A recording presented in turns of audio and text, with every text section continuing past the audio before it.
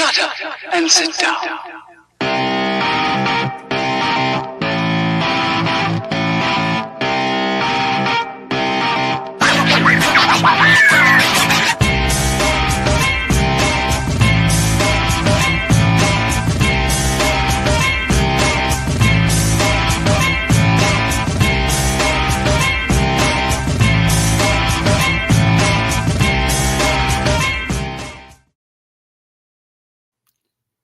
Hello, hello, hello, and happy Tuesday, Lumberjack fans. Oh, show us those done nails. Oh yeah, They look nice. nice and bright and red for Halloween this weekend. It's gonna go great with my Halloween costume for Saturday. But I put up a teaser last night on my Instagram and Facebook of what my costume's gonna be, but I'm not gonna go any further than that.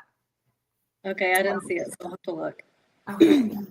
So, welcome to Pardon Me, Alex. And on this lovely Tuesday, crazy weather night in East Texas. Last podcast was mainly me talking because Jaclyn had a lot of IT issues. But this time, it's going to be a flippity flop because I wasn't able to go to the exhibition game in Houston on Saturday because we had Oktoberfest at the brewery. And so Jaclyn was, along with some of our amazing basketball friends, Laura Mack and Jim Morgan, etc. And so they were all able to go.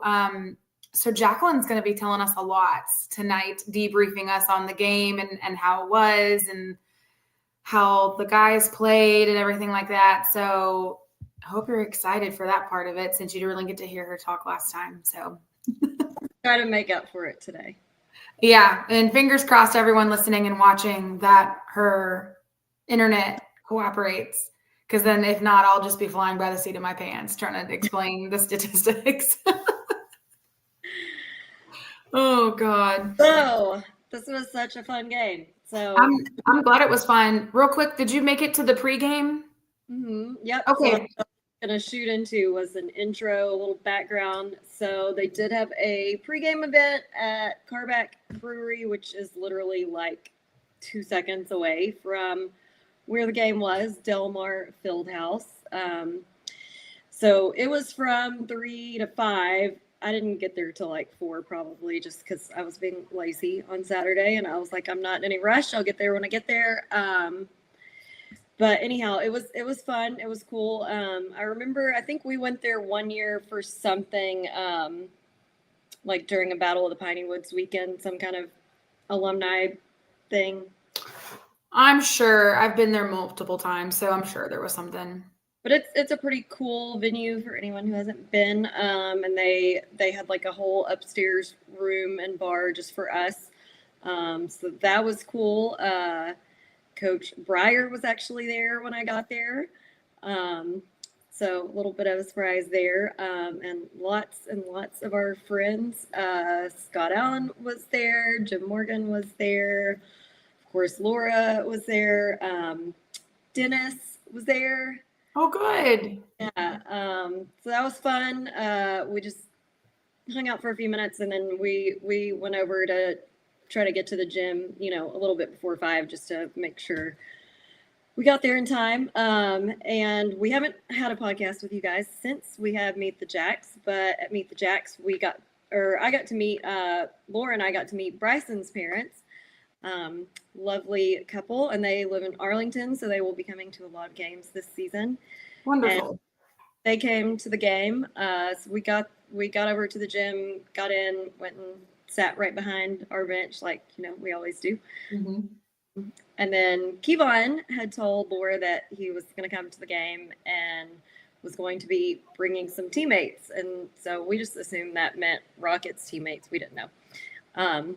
So he finally comes, strolling in with some guy, and we're both thinking it's a Rockets teammate, so I wasn't paying not one look of attention to who it was. Right. So I get down and walk over there to give him a hug, and lo and behold, it was Otis Walker. I was wondering if that was O. It looked like him in the pictures, and I was like, But I was like, I'm not sure. I didn't want to like comment and say that if I was wrong, but I thought that was him. Okay. I felt so bad because I thought he was bringing a Rockets teammate. So I was like, I don't know who this person is. So I didn't pay one bit of attention. And we're sitting there talking to Kevon, and then Laura comes up, and then I think Otis said something like, yeah, I played there too. And I turned around and I was like, oh my God, I didn't even notice it was you. So got to see him. And then we had some other past players that were there. Trey Pinkney was there. Mm-hmm. Got to chat with him a little bit. Nana came. Good. I got to see him for a second. I did not even, because the whole time Laura had said that he was supposed to be there, and we were looking, and I was like, well, we can't miss him. I mean, you can't miss Nana. No. But he was there. Just neither one of us recognized it was him because he has cut his hair very short. And I've never seen him with like a close buzz cut. So that was different. And then then I also messaged Nate, which of course I thought about it way too late. And I messaged him and I was like, hey, just wondering if, you're coming to the game today because it's in Houston. Kevon's going to be here.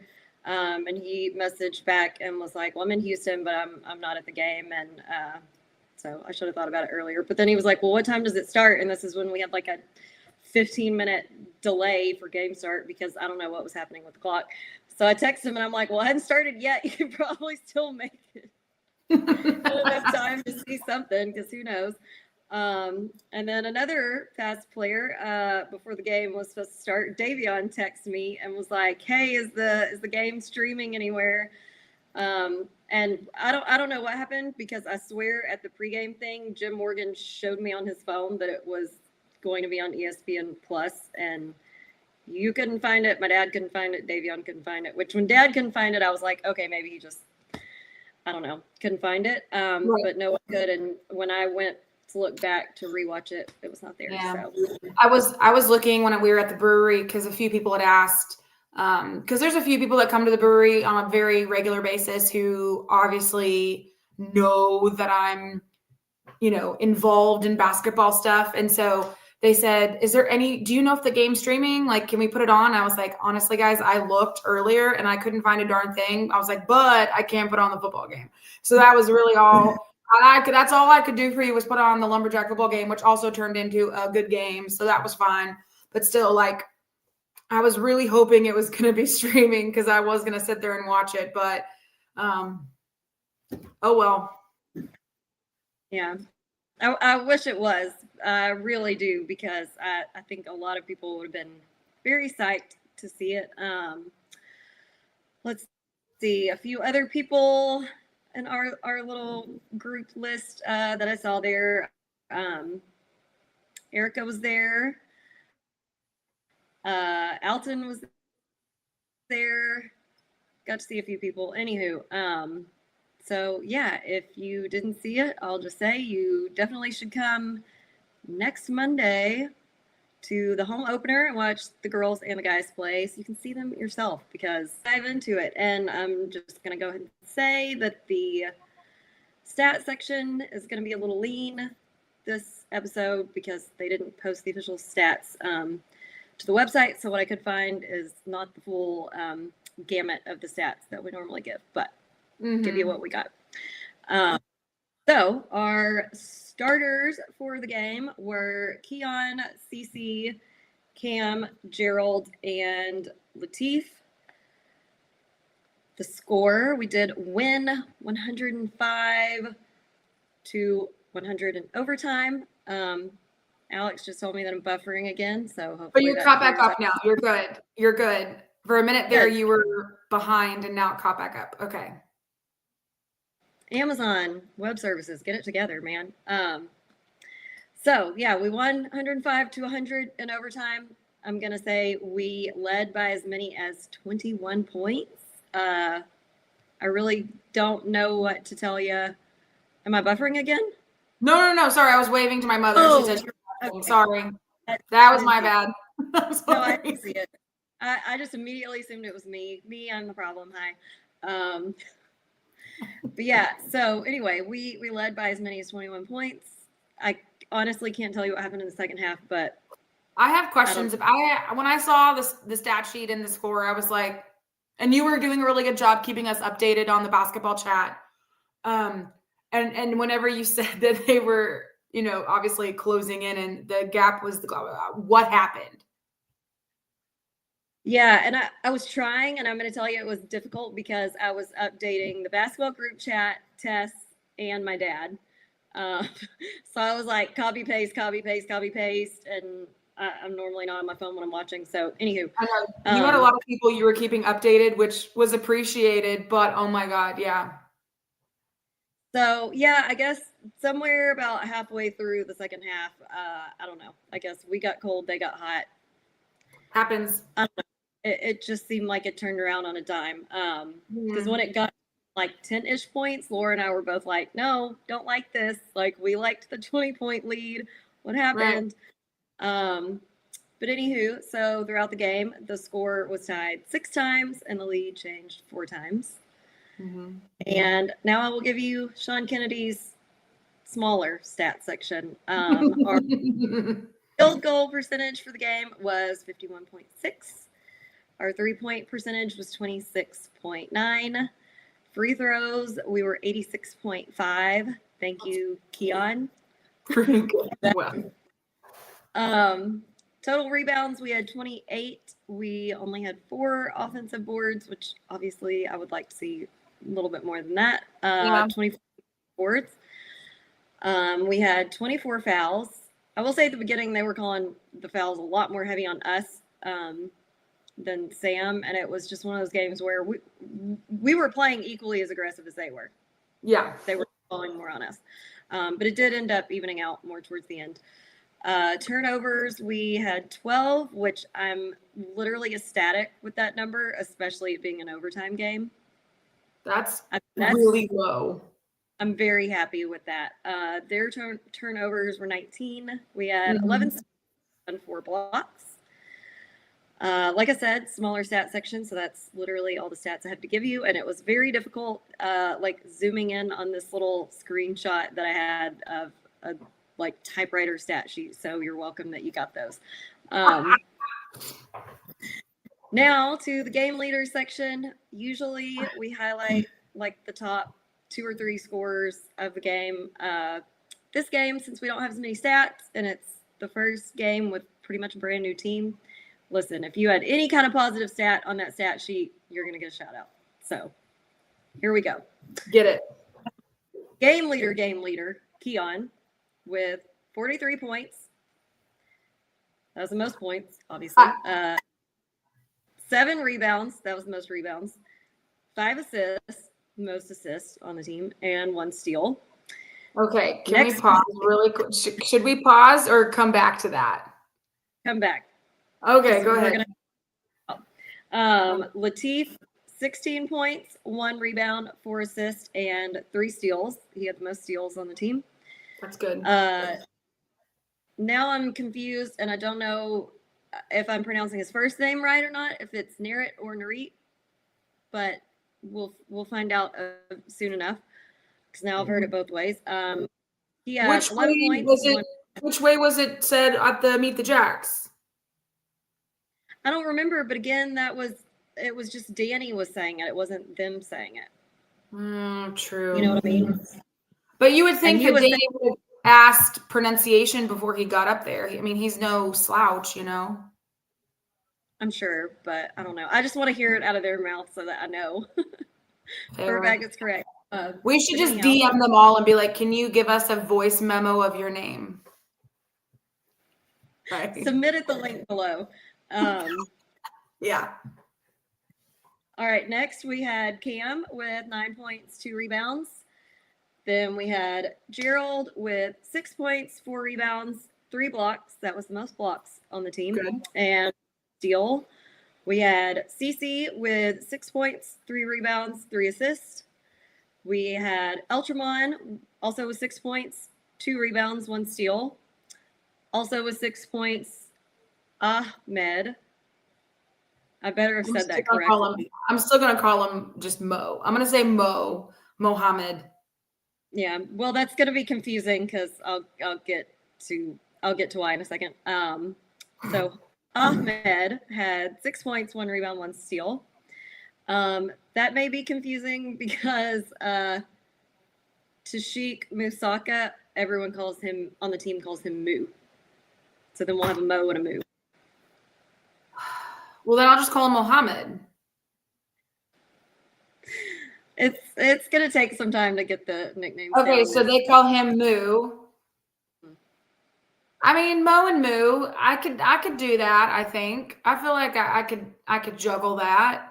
All right, because I'm telling you, we told him at Meet the Jacks. I was like, I'm just gonna come up with nicknames for all of y'all, and if you like them, great. If not, tough titty. Because there's too many of y'all new boys, and I just either we're gonna have to sit there and listen to what they call each other on the court and make a note, or like I don't know what else to do. Yeah. Yeah. So they all call Musaka Moo. Moo. I think they all pretty much call Eltramon L. I'm making notes. Where's my notepad?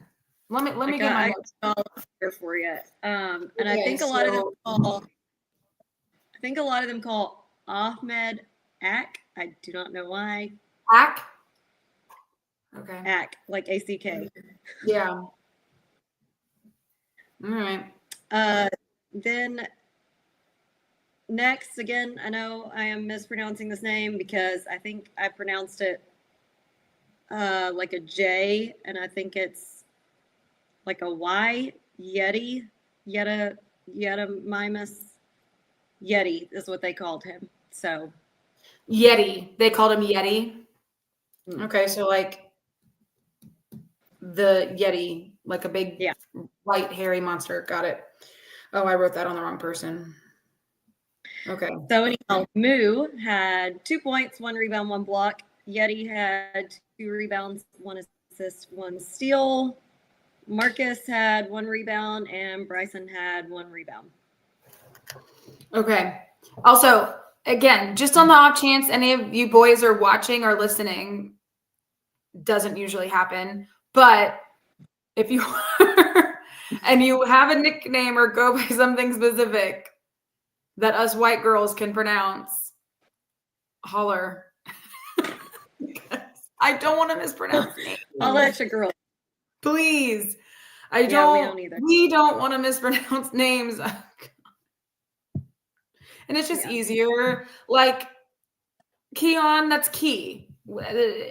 That one is easy. He has the built-in nickname because that's what it is on his Instagram. So that's easy. Great. Cece, I mean, come on, that's Cece. Yeah. Give us some nicknames. Por favor. Let us know what you would like to be called. Please. Or else you'll end up with a middle name from me like Elizabeth. God bless. Okay. I don't think he probably has so Jaclyn, so yeah, I don't even think he knows that I call him that. So yeah, just to give an overview, I was absolutely very impressed. I was very impressed with everyone on the roster. Especially since he didn't get to watch the game, Dad had to call me after the game to have our post-game chit-chat breakdown, and was trying to ask. And I mean, I'm still trying to learn these guys, and right. So me trying to tell him who did what, and then he's like, well, I'm just gonna have to look at the roster again. And I'm like, yeah, we're in the same boat. I haven't gotten completely familiar with them all yet. But I mean, I was impressed with everyone. They all looked great. We were absolutely running an offense every time down the court. I could not have been happier. Multiple different plays. They all seemed to know what they were doing or where they were supposed to be. What? I mean, you mean there were plays being called and they actually knew what they were? I know. Mind blown. No. Here for this, I was starting to re-listen to the podcast where we talked to Coach Breyer. We talked to Coach Breyer, and one of the things he did mention, and I was trying to make a mental note about it, was the fact he's like, yeah, we're going to be running a very quick. We're going to play quick because at the same time, we have so many guys that he's going to be cycling in because they have such a deep roster. And I'm like, okay, we've heard this before and we've seen it before, but how was because guys, I know the ones who listen to the podcast, usually have a very specific setup where we talk about feats of strength and then we talk about grievances and stuff. I just don't know how that's going to work for this first game because, again, they're all brand new. So, I mean, I'm sure Jaclyn maybe has a couple grievances, but I don't because I wasn't there. But my question for you, since you were there, is, how, again, first game, it's an exhibition. How was the, subbing in and out situation? So, okay, feats of strength. We were running multiple different plays, always running an offense. Okay. Everyone seemed to know the play and where they were supposed to be. There were substitutions, people in and out of the game. All but 2 players got in the game, but they did not seem to be erratic subs for the most part. Okay. Which is a big sticking point with me. I don't like the erratic subs because, especially with shooters, you have players that, if they get pulled out right after they miss a shot, then it's like they don't get time to get warmed up. They don't get time to get assimilated into the game. And so the subs did not seem crazy or lagging. Yeah. Why am I lagging? I don't know. It's like you talk and then 10 seconds later, it actually comes up on the screen. I don't know. Is it doing this? Hold on. I don't know, baby.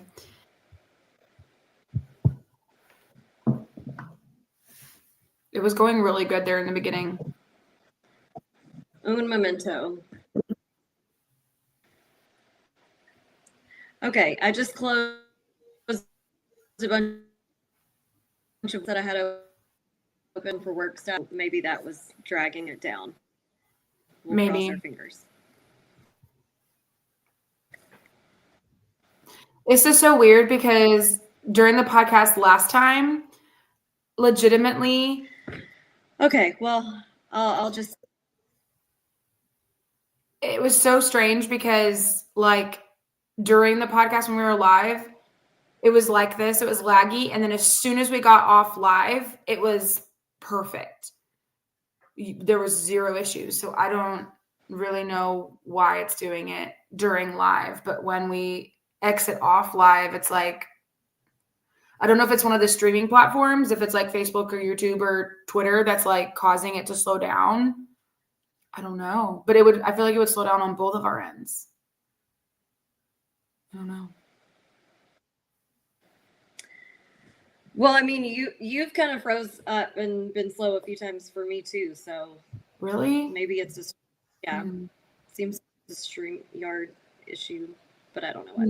Anyhow, okay, so yeah, those are pretty much my feats of strength. Everyone looked good. Running plays, subs, I was happy with. The guys all seemed to mesh really well together.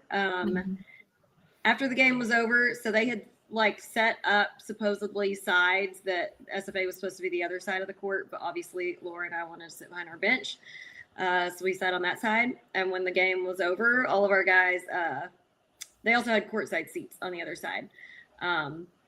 With mostly SFA people were sitting in the courtside seats. The whole team ran over there to, give high fives and whatnot after the game. And Laura and I are standing there like, they better come over here. And they did.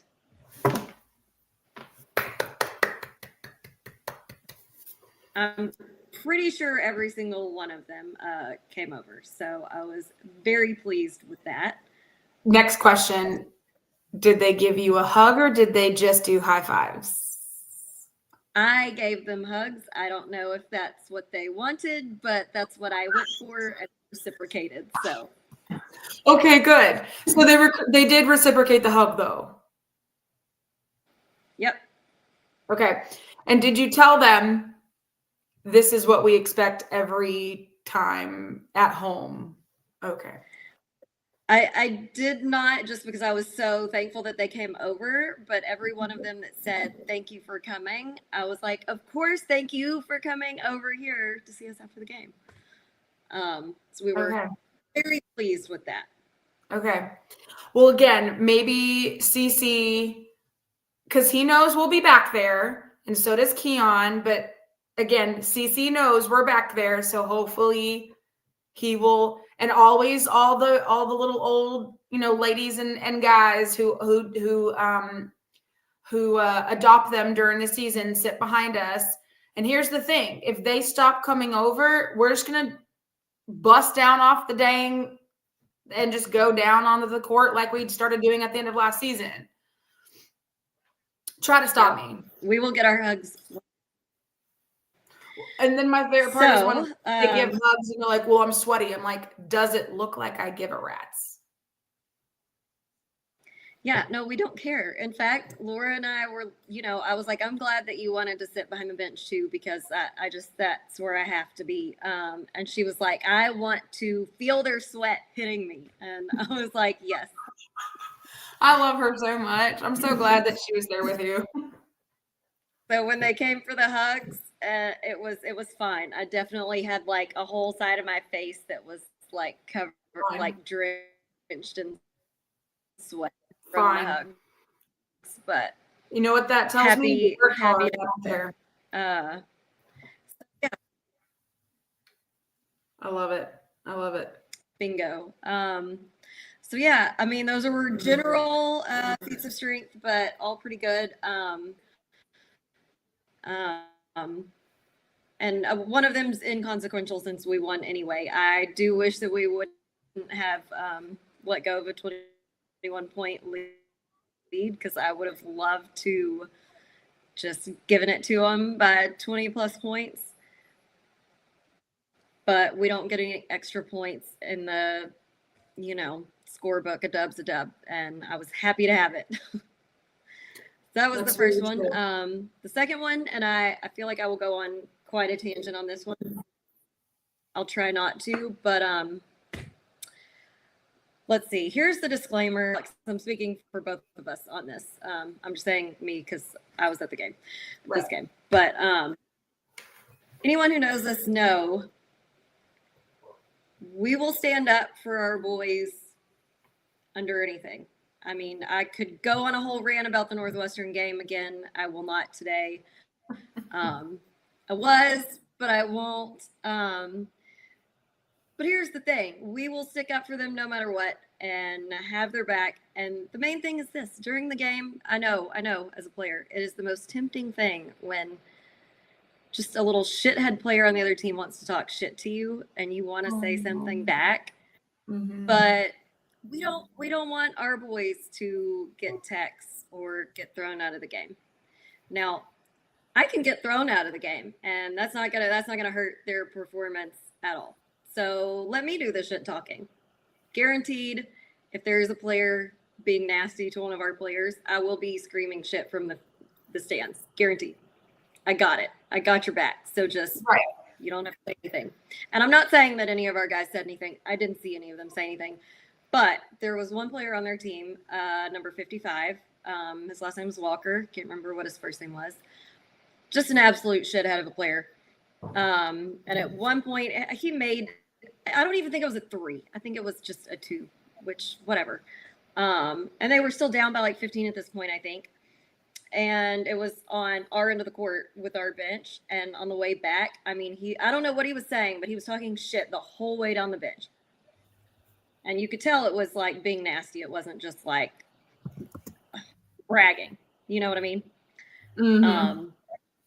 So for any of our guys who heard me yelling from the stands, the reason that we do that is because we want any attention from a shit-talking player on the other team to be on us, not on you guys.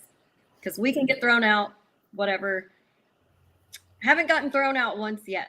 So, whatever. But yeah, I don't know. I was just incensed. I don't even know what he said, but I just didn't like it. I didn't like the look on his face. and I was yelling. I was like, yeah, 55. Like, what do you have to say? Say it with your chest. Like, say it to me. What do you have to say? Oh, I was mad. And he just had a shit attitude because there was another point in the game that like he was trying to just egregiously flop to get a foul. And I'm not even exaggerating this. He dove like head first onto the floor and like flew onto the floor, and we stole the ball and went to the other end while he's still there, and the refs are like not doing a thing. I'm just like, you are so extra for no reason. So anyway, that's my only other grievance. And I hate that so much. Like, I think the egregious flopping is something that like is a huge, huge issue, not just like at our level, but at any level. And I feel like, you know, if the referees don't, you know, get that under control early in the game, like it's just going to get worse, and people are going to continue to think that it's okay to do this. And it literally drives me up a wall. Like, that's where you get a flop warning. That's why they have such a thing as a flop call and a flop warning. Like, give me a break. It's the dumbest thing ever. Dumbest. I agree. And it's usually one of my major pet peeves. And the only reason that I didn't get mad about the refs not giving him a flop warning on that play is because, well, two-part. First part, he wasn't he flopped so exaggeratedly that it was like out of the way of any other players, so no one was going to get hurt tripping over him. And the fact that the refs just ignored it while play went to the other end, like it highlighted even more how ridiculous he looked doing it. So I was like, okay, I'll let that one slide. I'm not mad that he didn't call it. It literally made him look just completely ridiculous. But I was not having it with him talking shit to our bench. I was not having that. So it wasn't even he was just talking shit on the court. He was actually talking shit to the bench, the players that aren't even on the court at the moment. I also I agree. I'm so glad you brought this. Like, that is a huge, a red flag in terms of someone's temperament and personality. And like, that's just a very little man syndrome type thing to do. Like you're not even talking shit to the people on the court. You're talking shit to the bench players at the moment. Like, you're big, you're bad. Ooh. And it's just purposely trying to be inflammatory and trying to stir up shit. Right. So, like, if you're going to yell at the guys who aren't even at the game at the moment, then, like, say it with your chest and say it to me. I'll yell back at you, which is basically what I yelled at him. But I'm sure the guys appreciated you having their backs. Even if they still don't know who we are yet. Yeah. If they didn't before, now they do, maybe. Right. Maybe. Who knows?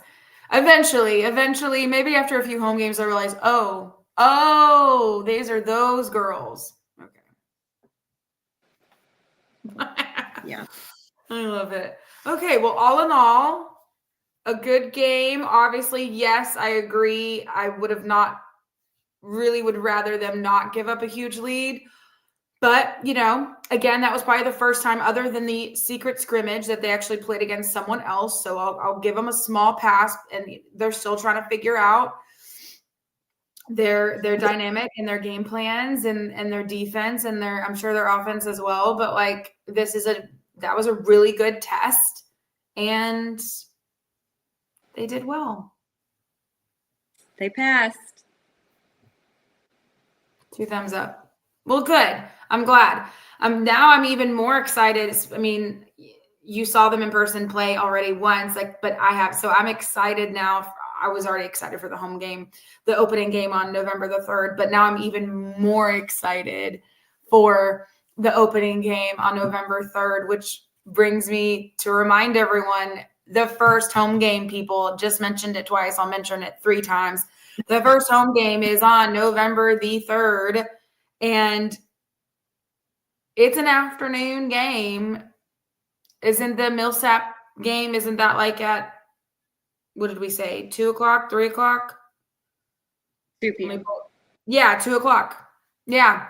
So do what you need to do, get your work done early, ask your boss to have a free pass. I don't know. Take a half day. The rest of the world has to figure out how to get there at 2:00. You can too. So let's figure this out, people. If I can get off early and come down to the game and be there by opening tip off, everybody else can. Well, maybe not, but you get my point. Like, if you can do it, figure it out. Like, I get it. It's the first game and it's against Millsaps College. And you're probably like, where the hell and who the hell is that? Also, I understand. But it's still the opening home season game. So I just hate that it's at 2:00. Like, people that work for a living at normal jobs, a 9-to-5er, can't make that game. They can't even make it at halftime.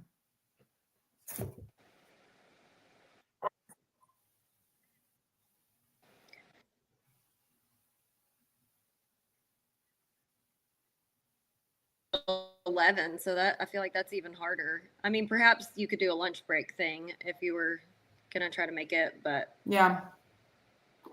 If anything, even if you can just stay for 30 minutes to an hour during a lunch break, bring your lunch and pack a lunch and bring it into the game and eat your lunch during the game. Something. Okay. If you're like someone who was brought in before. Yeah. Oh, I love it. Okay. Well, thank you, Jaclyn, for that lovely debrief and letting us know how the game went, since it wasn't televised, so people couldn't, or streamed, so nobody could really watch it. But yeah, that's really exciting. That's good news to hear. I mean, this was the first time I heard all about it too. Yeah, I looked at the stat sheet, but that really doesn't tell you also about like their camaraderie and how well they're working with each other and talking and communicating, and are they talking on, during screens, like what are they doing? So I mean, that was all really, really good stuff to hear. So now, like I said, even more excited to see them suit up and play on Monday at 2:00. But at least that game will be on streaming, so even if you can't make it, you can support that way. Okay. Awesome. Just a few reminders before we log off here and get back to our nightly activities. One is, of course, it's streaming right below at the moment, which is supporting the Sawmill, Six Man, the NIL Collective. If you love SFA basketball and want to support the boys or the girls or any of the other teams, they all have different, NIL collectives that you can donate to. But obviously, this is the basketball podcast, so we're going to talk about the guys. If you want to support the guys monetarily, please join the NIL, the Sawmill NIL Collective, for as little as $10 a month. That money goes directly to the team, directly to the guys. It's an easy way to support them. Make sure that they have things like gas money or money to go to lunch one day, or to, send back to their parents if they need help paying for bills or travel or whatever it is that they might need. So this money goes directly to the team, and I really hope that y'all could consider, for $10, as little as $10 a month, as much as whatever you can spare per month, can support the team in any way possible, shape, or form. And then, Brian, good recap for those of us who didn't see it. Now bring on the SLC. We ready? Oh, we are so ready. Absolutely. I cannot wait. Hopefully we'll have y'all down for a few games. It's always games that are so random that they show up to. It's like they drove, and that's what I'm saying. Like, that's why I love our fan base. Like, they will drive. I mean, Jaclyn drives an hour and 45 every home game. I mean, back and forth. There are some people who drive more than that for a home game during the week, and it's crazy. Our fan base is very loyal, so I love it. And let me tell y'all,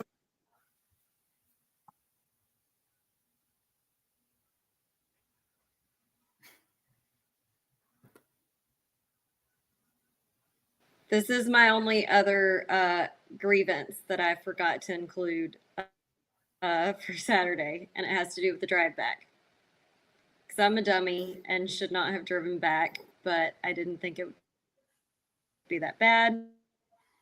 And it was absolutely pouring for the first 2.5 hours of the drive. Plus, it was super wet on I-45. And any of y'all who've ever been to Houston, Alex already knows what I'm going to say.